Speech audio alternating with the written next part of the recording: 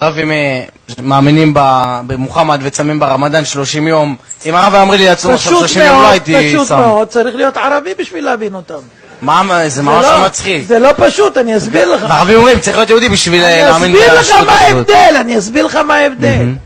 עם ישראל קיבלו את התורה, עם ישראל קיבלו את התורה במעמד של מיליונים. תקשיב טוב. וזה הם קיבלו אחרי כל מה שאמרתי. שהם חוו ועברו את ההצלה מבית עבדים אחרי 210 שנה והכל.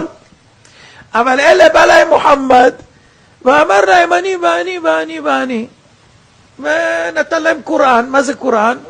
זה מהמקרא שלנו. כל זה העתקים מהמקרא שלנו המדרשים, וכתב לו את זה יהודי והוא רצח אותו אחרי זה. לא משנה, הוא אלפבית, נכון, ואחרי זה תמין, ובא ואמר להם, ותראה, יש להם 1.5 מיליארד, 1.8 מיליארד מאמינים. יפה.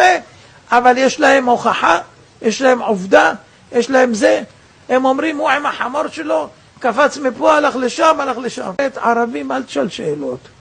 הם בעצמם, תשאל אותם, גש לאחד, תגיד לו, אתם מתפללים 5 פעמים? תגיד לי למה. הוא לא יודע.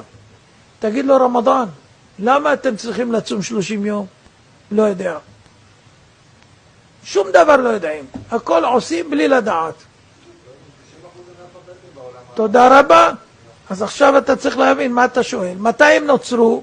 לפני 1,300 שנה. מתי אנחנו? 3,300 שנה. 1,300. אנחנו לפני 3,300.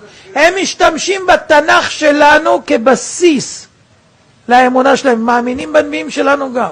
הנצרות לפני 2,000 שנה. גם כן.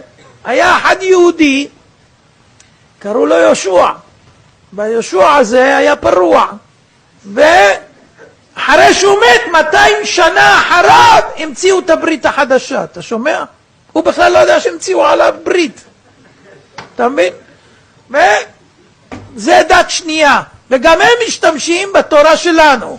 זאת אומרת, הדתות העיקריות לכאורה הגדולות, כולם מאמינים בתורת משה. אז אם הם אומרים שאנחנו צודקים, אתה עומד פה ושואל אותי אם אנחנו צודקים ואיזה סופר כתב את זה. בחייאת. קיבלתי. תהיה בריא, תהיה בריא.